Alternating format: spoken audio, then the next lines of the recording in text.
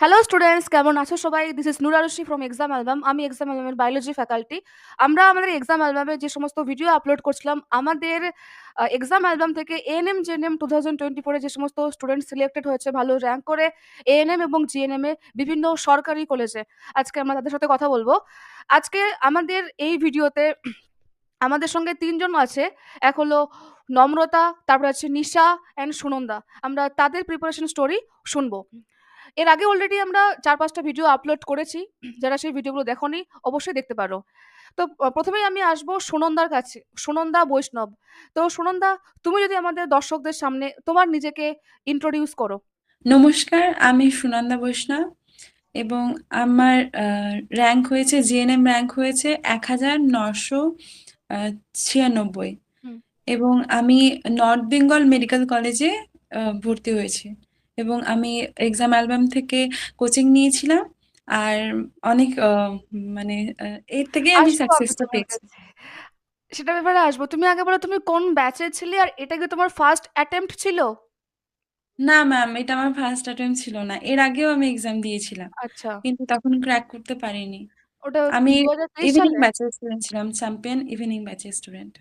আচ্ছা। Champion evening ব্যাচের student ছিলে। তো এর আগে তুমি লাস্ট ইয়ার এক্সাম দিয়েছিলে? হ্যাঁ, লাস্ট ইয়ার, না ম্যাম, লাস্ট ইয়ার এক্সাম দিইনি, তার আগের বার এক্সাম দিয়েছিলাম। মানে ২০২২ সালে? হ্যাঁ, হ্যাঁ। আচ্ছা, আচ্ছা। তো তখন তোমার অতটাও ফল ভালো হয়নি। দিয়ে না ম্যাম, ২০২৩ সালে তুমি এক্সাম দাওনি? না। Totally off? হ্যাঁ, মানে কলেজে পড়াশোনা করছিলে? হ্যাঁ ম্যাম, কলেজে পড়াশোনা করছিলাম। কি নিয়ে পড়াশোনা করছিলে? ম্যাম, আমি ইংলিশ অনার্স নিয়ে পড়াশোনা করছিলাম। English honours. বাহ! খুব ভালো। আর তোমার এইচএস কত সালে? এইচএস আমি 19 এ দিয়েছিলাম। আচ্ছা, আচ্ছা। বাহ! খুব ভালো। তো তোমার আর্টস ব্যাকগ্রাউন্ড ছিল? না ম্যাম, আমার সায়েন্সই ছিল। এইচএস দিয়েছি সায়েন্স, তারপরে ইংলিশ নিয়ে ভর্তি হয়েছিলাম কলেজে। তো সায়েন্স থেকে হঠাৎ ইংলিশে কেন? ম্যাম, আমি ভাবছিলাম যে ওটা একটু কঠিন হয়ে যাচ্ছিল, এই জন্য আমি ইংলিশ নিয়ে নিয়েছিলাম, কিন্তু ইংলিশটা আরো কঠিন হয়ে গেছে। না, এরকম কিন্তু হয় না। মানে নরমালি তুমি দেখবে যে যারা সায়েন্সে পড়ে তারা কিন্তু সায়েন্সের কোনো সাবজেক্ট নিয়ে অনার্স করে। মানে হয় কিন্তু খুব কম হ্যাঁ। হয় আরকি। যে হয়তো সায়েন্সের সাবজেক্টে অতটা ভালো নম্বর পায়নি, তারপর গিয়ে ইংলিশে আসে। তো হুম, যাই হুম। হোক। এবার তো তোমার ২০২২ এ যখন তুমি এক্সাম দিয়েছিলে তখন কি প্রিপারেশন নিয়ে দিয়েছিলে? হ্যাঁ ম্যাম, প্রিপারেশন নিয়েছিলাম কিন্তু সেরকম হয়নি। এবার কলেজের পড়া আর এই পড়া আমি ম্যানেজ করতে পারছিলাম না। এই আচ্ছা। জন্য আমার এক্সামটাও ভালো হয়নি। ব আর ২০২৪ এর জন্য তুমি কিভাবে প্রিপারেশন নিয়েছিলে? ম্যাম, আমি এক তো কোচিং করতাম আপনাদের এখানে, হুম, তারপর নোটস গুলো পড়তাম, তারপর হচ্ছে টেক্সট বুক পড়তাম, আর এমসিকিউ যেগুলো দিতেন সেগুলো সলভ করতাম, হুম। আর কিছু হচ্ছে বই থেকে এমসিকিউ সলভ করতাম। আচ্ছা, তো তুমি রেগুলার লাইভ ক্লাস অ্যাটেন্ড করতে? হ্যাঁ ম্যাম, আমি রেগুলার করতাম। হ্যাঁ, আমি তোমার নামটা অনেকবার আই থিংক ক্লাসেও বলেছি না? সুনন্দা, সুনন্দা মানে আমি যখন লাইভে সব হ্যাঁ, হ্যাঁ। নামগুলো আসে, তো আমার নামটা শুনেই মনে পড়লো যে হ্যাঁ, এই নাম আর তোমার টাইটেলটা খুব ইউনিক। তো আমি এটা আগে প্রনাউন্স করেছি আমার মনে হচ্ছে। হ্যাঁ ম্যাম, আমার নামে কেউ ছিল না, মানে আমি একাই ছিলাম। হ্যাঁ, বাহ! খুব ভালো। আর তুমি এমনি কি, কি বই ফলো করতে? ম্যাম, আমি হচ্ছে টেক্সট বুক, ওই 9-10 এর টেক্সট বুক ফলো করতাম, আর আচ্ছা, এক্সট্রা কোনো বই পড়িনি। আচ্ছা। মানে তুমি কোনো রেফারেন্স বই পড়োনি, কিছুই না। জাস্ট না। তুমি টেক্সট বই পড়েছো আর হ্যাঁ, হ্যাঁ, আর আমাদের নোটস কোচিং এর যে পড়েছি। স্টাডি ম্যাটেরিয়াল গুলো আমরা দিয়েছিলাম, তুমি হ্যাঁ, জাস্ট হ্যাঁ, চ্যাপ্টার ওয়াইজ সেগুলোকে ভালো করে হ্যাঁ, পড়েছো। হ্যাঁ। আচ্ছা, আচ্ছা। তো এমনি তোমার কোন সাবজেক্টটা স্ট্রং ছিল? ম্যাম, আমি মানে বায়োলজিটাই আমি মেইন ভালো করে দিয়েছি। আর আমি এখান থেকে পড়ে আমি একদম ভেবে নিয়েছিলাম যে আমাকে বায়োলজিটা তুলতেই হবে যে করে হোক। তারপরে অন্যান্য সাবজেক্ট গুলো এর সাথে সাথে পড়েছিলাম। তো তোমার বায়োলজি মেইন ছিল। মানে এটাতে আমাকে হ্যাঁ, 50 এর মধ্যে এট লিস্ট 40 স্কোর করতে হবে। 40 প্লাস হ্যাঁ, স্কোর করতে হবে। বাকিগুলো ঠিক আছে। এদিক ওদিক করে হ্যাঁ, হয়ে যাবে। হ্যাঁ, হ্যাঁ। বুঝলাম। বাহ! খুব ভালো। তো যারা এক্সাম দেবে তুমি তাদেরকে কি স্ট্র্যাটেজি দিতে চাও তোমার মতে? ম্যাম আমি এটাই বলবো যে একে তো যদি কোচিং এ নেয়, মানে যদি আপনাদের থেকে নেয় তো খুবই ভালো, তাহলে শর্ট নোটও পেয়ে যাবে, আর এমনি নোটও পেয়ে যাবে, তাহলে পড়তে অসুবিধা হবে না। আর তাছাড়া যদি সেলফ হচ্ছে স্টাডি করে? টেক্সট বুক ফলো করে, আর হচ্ছে যদি এমসিকিউটা সলভ করে আর মক টেস্ট গুলো দেয়। আমি হুম। তো একে মক টেস্ট আমি ওই 69-70 তুলেছি, আমি এক্সামেও সেম ওরকমই আমি নাম্বার পেয়েছি এক্সামে। আচ্ছা, মানে তোমার মক টেস্টে যেরকম স্কোর হয়েছে, তোমার হ্যাঁ হ্যাঁ মেইন এক্সামে গিয়েও তাই হয়েছে? হ্যাঁ হ্যাঁ হ্যাঁ। আচ্ছা, বাহ! খুব ভাল লাগলো কথা বলে। আর এখন এক্সপেরিয়েন্স কেমন? মানে ফার্স্ট তোমার কলেজে গিয়েছো এবং তারপর এক্সপেরিয়েন্স কেমন? ম্যাম প্রথম প্রথম তো ভালো লাগছে, আমি জানি না পরবর্তীতে। এখন ভাল লাগছে তো? হ্যাঁ ম্যাম, এখন তো ভালো লাগছে, এখন তো চাপ একটু কম আছে, এখন তো সেরকম চাপ তো পড়েনি। নর্থ বেঙ্গলের এনভায়রনমেন্টটা কেমন ওখানে? ম্যাম এখানে এনভায়রনমেন্ট ভালো, মানে আ নর্মাল ভালো আছে। মানে আর ওইদিকে তো বিশাল শীতকাল এখন, মানে খুব শীত পড়েছে বলতে গেলে। হ্যাঁ হ্যাঁ, এখন একটু ঠান্ডা পড়েছে। এই যেমন আমি এখন নরমাল টি-শার্ট পরে ভিডিও করছি। আর নম্রতা একদম পুরো ইয়ে পরে, ঠিক আছে? আর তুমিও সেম। নিশা তাও ঠিক আছে। মানে আমার ক্যাটেগরির লোক। হ্যাঁ আচ্ছা। হ্যাঁ ম্যাম, এখনো মানে কলকাতার দিকে এতটা ঠান্ডা না, পড়েনি না। এতটাও পড়েনি। আর আমার মাথার উপরে ১০ টা লাইট আছে। আমার এমনিতেই গরম হয়ে যাচ্ছে। ভালো লাগে। বেশ ভাল লাগলো কথা বলে। তোমার কাছে আবার আসবো। নিশা, তুমি তোমার সম্পর্কে যদি বলো যে তোমার কত র‍্যাংক হয়েছিল? আ তুমি যদি নিজেকে ইন্ট্রোডিউস করো। মাইকটা অন করবে। হ্যাঁ ম্যাম, আমার নাম নিশা সিং আর আমি দক্ষিণ দিনাজপুর থেকে বলছি।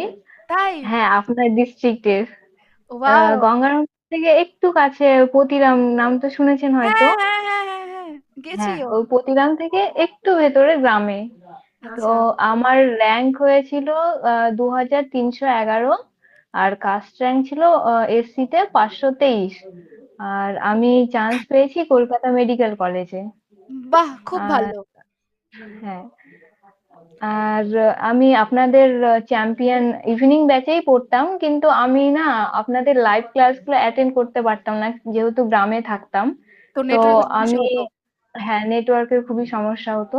তো আমি চেষ্টা করতাম যে আপনারা যখন ক্লাসগুলো কমপ্লিট করে দিতেন তারপরে রাত্রি 12টার দিকে উঠতাম। উঠে তখন আপনাদের ক্লাসগুলোকে আবার রেকর্ডেড ক্লাসগুলোকে দেখতাম।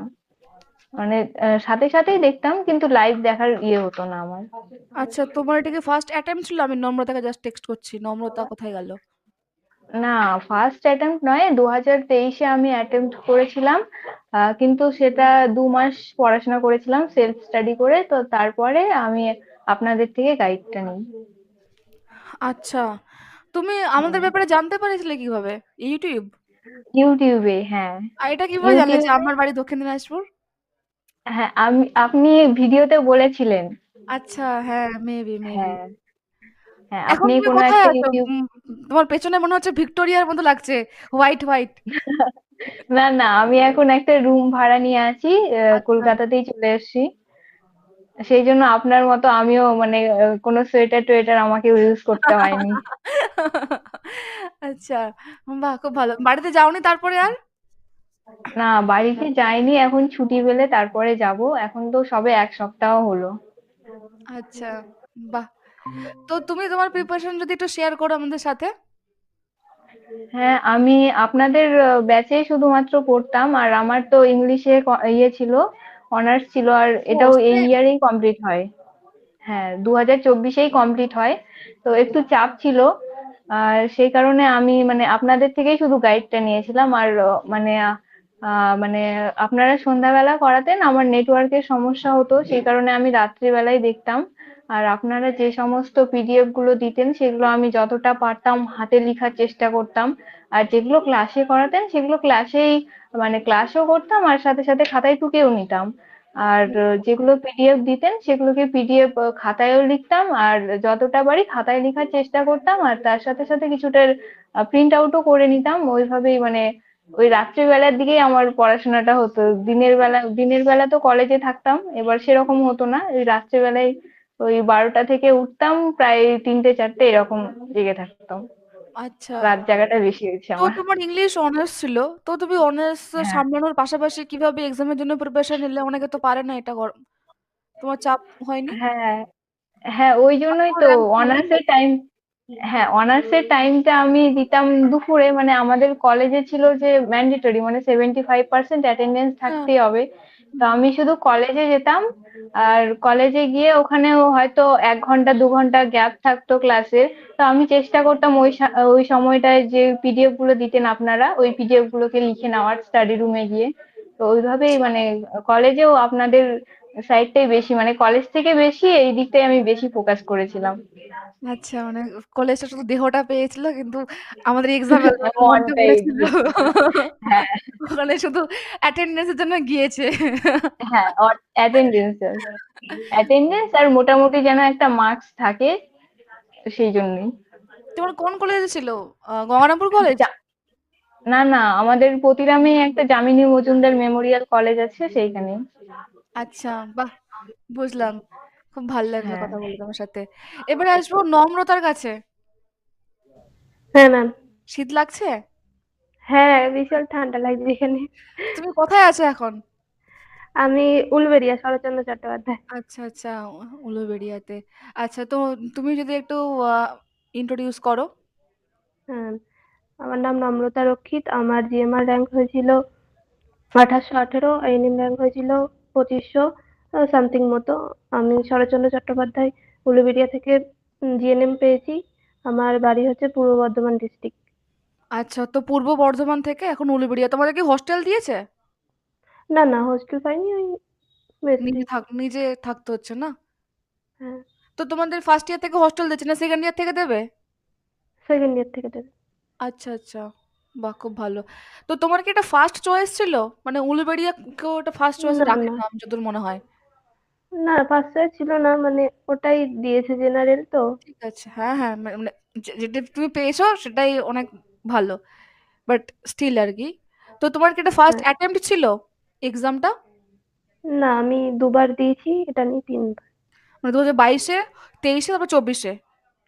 হ্যাঁ, 22 থেকে 24। তো তোমার মাঝে কখনো এরকম মনে হয়নি যে 22 এ হলো না, আবার 23 এ তুমি এক্সাম দিলে তখনও হলো না। তো কখনো তোমার মানে মনোবল হারিয়ে হ্যাঁ, যায়নি? হ্যাঁ, মনে হয়েছিল, দিয়ে তারপরে ভাবলাম যে এটাই স্কোপ আছে, এটা ছাড়া আর অন্যদিকে হুম। হবে না। তো ওর জন্যই পড়েছিলাম এটার পিছনে। এর পাশাপাশি তুমি কি নিয়ে পড়াশোনা করতে? আমি 2022-এ এইচএস কমপ্লিট হয়েছে, তারপরে অনার্স ছিল জিওগ্রাফিতে। জিওগ্রাফি অনার্সের পাশাপাশি এটা করেছি। জিওগ্রাফি তো আরো কঠিন। মানে প্র্যাকটিক্যাল হুম। করতে হয়। তো তুমি তুমি কিভাবে সামলেছো? ওই, মানে বেশি ওটার দিকে ফোকাস করিনি, এটার দিকে ফোকাস। আচ্ছা, বাহ! আর তোমার প্রিপারেশন জার্নি যদি বলো ৩ আমি বছরের? ডেলি, হ্যাঁ, আমি এক্সামে ডেইলি ক্লাস করতাম। লাইভ ক্লাসগুলো সবসময় করার চেষ্টা করতাম। যদিও না করতাম তাহলে দুপুরের দিকে রেকর্ডিং গুলো দেখার চেষ্টা করতাম, নাহলে জমে গেলে অনেক, মানে বেশি প্রেশার হয়ে যেত। তুমি কোন ব্যাচে পড়তে আমাদের? আমি চ্যাম্পিয়ন ইভিনিং। ও, তোমরা সবাই সেম ব্যাচের। দেখেছো? ক্লাসে তোমরা হয়তো কখনো কথা বলোনি, আজকে সামনাসামনি একে অপরকে দেখতে পাচ্ছ। ৩ জনেই সেম জায়গা থেকে। খুব ভালো। হ্যাঁ, বলো, তুমি বলো, আমি শুনছি। মানে হ্যাঁ, আপনারা প্রচন্ড, মানে পরিশ্রম যেমন করেছেন আমরাও করেছি সেরকম, অবশ্যই, মানে অবশ্যই। আর আপনি যা সুন্দরভাবে তুমি কি সবগুলো পড়াচ্ছেন। লাইভ ক্লাস করতে? হ্যাঁ, সব তাই। বাহ! বাহ! খুব ভালো। আর মক টেস্ট?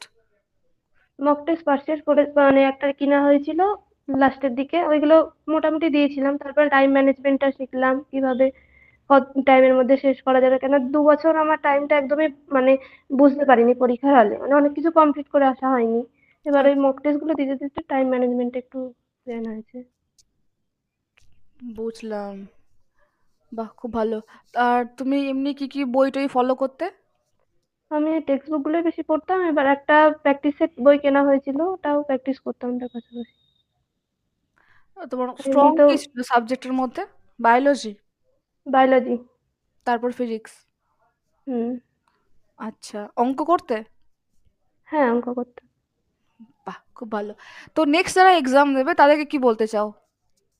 তাদেরকে বলবো একটা মানে গাইডেন্স নিয়ে পড়ুক, আর যাতে টাইম ম্যানেজমেন্টটা শিখতে পারে, কিরকম কোশ্চেন হয়, কিরকম মানে কম্পিটিশন কেমন, সেগুলো যাতে বুঝতে পারে, সেই মতো একটা ভালো গাইডেন্স নিয়ে পড়া উচিত।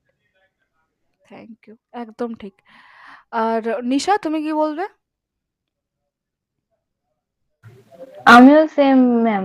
এই যদি ভিডিওটা কেউ অনেকেই দেখছে যারা এই বছর এক্সাম দেবে। যারা ভিডিওটা শেষ হ্যাঁ পর্যন্ত দেখবে তারা দেখবে যে তোমরা কি টিপস দিচ্ছ, সেটা শোনার আগ্রহে তারা আছে অবশ্যই। তাই জন্যই বলছি। হ্যাঁ হ্যাঁ ম্যাম, আমিও সেম কথাই বলবো যে যাদের মানে পুরোপুরি টার্গেট যে 2025-এ এক্সাম এনএম জিএনএম টা ক্র্যাক করবেই, তাদেরকে আমি অবশ্যই সাজেস্ট করব যে আপনাদের কোচিং এ যেন কোচিংটা নেয়, আর আপনাদের রেগুলার ক্লাসগুলো যেন ঠিকঠাক ভাবে ফলো করে, তাহলেই ওরা অনেকটা সাকসেস পাবে। আর আপনাদের যদি মক টেস্ট গুলো করে পারচেস করে তাহলে আরো ভালো হয়। আর অনেকেই, আপনি হয়তো জানেন না, তবে অনেকেই বলে যে এএনএম জিএনএম এর জন্য এক্সাম অ্যালবামই হচ্ছে সব থেকে বেস্ট কোচিং। আচ্ছা, থ্যাংক ইউ। তোমাদের ওখানে আমাদের অনেক স্টুডেন্টসও আছে আগের। হ্যাঁ হ্যাঁ, একজন আছে আমাদেরই, মানে আমার সিনিয়র, এখন আমার ক্লাসমেটও ছিল, স্নেহা কর্মকার। ওর ভিডিও আমি দেখেছিলাম আপনাদের চ্যানেলে। হ্যাঁ, স্নেহা কর্মকার, ঠিক ঠিক ঠিক। খুব, হ্যাঁ, আমার মনে আছে, আমরা ভিডিও করেছিলাম ওর। হ্যাঁ খুব মিষ্টি হ্যাঁ একটা ওর মেয়ে। ভিডিও, হ্যাঁ ওর ভিডিও আমি দেখেছিলাম, ওর সাথে কলেজে দেখা হয়েছে আমার। আর আচ্ছা আমরা ক্লাসমেটও ছিলাম, আমরা 12-এও একসাথে দিয়েছিলাম এইচএস, একই স্কুল থেকে। আচ্ছা আচ্ছা, বাহ, খুব ভালো। বেশ, তাহলে তোমাদের সাথে খুব কথা বলে খুব ভালো লাগলো। যারা নেক্সট ইয়ারের জন্য এক্সাম দেবে তাদের জন্য বলছি যে আমাদের এখন চ্যাম্পিয়ন ব্যাচ শুরু করেছি আমরা ফর এনএম জেনএম 2025। এখানে থাকবে লাইভ ক্লাস, অভিজ্ঞ ফ্যাকাল্টি হিসেবে আমরা এখানে 4 জন রয়েছি। আমি বায়োলজি পড়াবো, পিয়ালি ম্যাম ম্যাথ রিজনিং করাবে, আর সাবির স্যার ফিজিক্স পড়াবে, তনিমা ম্যাম ইংলিশ এবং জিকে করাবেন। আমাদের এই ব্যাচে থাকবে সব ক্লাস রেকর্ডিংও থাকবে, মানে লাইভ হবে এবং লাইভ ক্লাসগুলো রেকর্ডিং থাকবে, মক টেস্ট থাকবে, এমসিকিউ শিট রয়েছে এবং ডেইলি প্র্যাকটিস পেপার থাকবে। পরীক্ষা পর্যন্ত আমাদের এই ব্যাচটা চলবে। তো যদি কেউ এই ব্যাচে জয়েন করতে চায় তাহলে এক্সাম অ্যালবাম অ্যাপ ডাউনলোড করে সেখান থেকে জয়েন করতে পারবে। আমাদের এক্সাম অ্যালবাম অ্যাপের মধ্যেই এখন লাইভ ক্লাস হয়, রেকর্ডিং ক্লাস হয়, পিডিএফস থাকে, প্লাস মক টেস্ট থাকে, সমস্ত কিছু একটাই প্ল্যাটফর্মের মধ্যে। তো এবারে যদি আমি বলি যে আমাদের এখানে পেমেন্টের কথা, তো যদি কেউ ওয়ান টাইম পে করে পুরো কোর্সের একসঙ্গে, তাহলে মাত্র 1899। তো মাত্র 1899 পে করে পরীক্ষা পর্যন্ত লাইভ ক্লাসের সঙ্গে সমস্ত তোমরা ফিচার্স পেয়ে যাবে। প্লাস এখানে মান্থলি ইএমআই অ্যাভেলেবেল রয়েছে, সেটা কেউ চাইলে জয়েন করতে পারে। তো এই রিলেটেড যদি কারো কোনো কোয়ারি থাকে তাহলে এখানে যে ফোন নাম্বার দেওয়া আছে এখানে ফোন করতে পারে বা হোয়াটসঅ্যাপ করতে পারে। হোয়াটসঅ্যাপ যখন খুশি করতে পারে, ফোন দিনের বেলাতে করবে। তো এই ছিল আমাদের চ্যাম্পিয়ন ব্যাচ। যারা জয়েন করবে ঠিক ওদের মতো তারা আমাদের এই ব্যাচে জয়েন করতে পারে। ক্রিসমাসের মধ্যে আমাদের এই ক্লাস শুরু হয়ে যাবে এই ব্যাচের। তো যারা জয়েন করতে চাইছো তোমরা খুব শীঘ্রই জয়েন করতে পারো। আর তোমাদের সাথে কথা বললে খুব খুব ভাল লাগলো। অনেস্টলি আমার ভীষণ ভীষণ ভাল লেগেছে।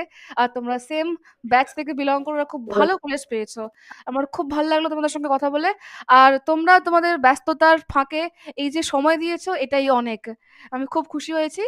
আর তোমাদেরকে আবারও জানাই অনেক অনেক শুভেচ্ছা আমাদের সবার তরফ থেকে। তোমরা জীবনে এগিয়ে যাও এবং ভালো মানুষের মতো মানুষ হও এবং মানুষের পাশে দাঁড়াও। যে কাজটা তোমরা করতে গিয়েছো ভীষণ ভালো একটা কাজ, এটাই বলবো। ঠিক আছে তাহলে, সুনন্দা, নিশা আর নম্রতা, আবার তোমাদের সঙ্গে কথা হবে।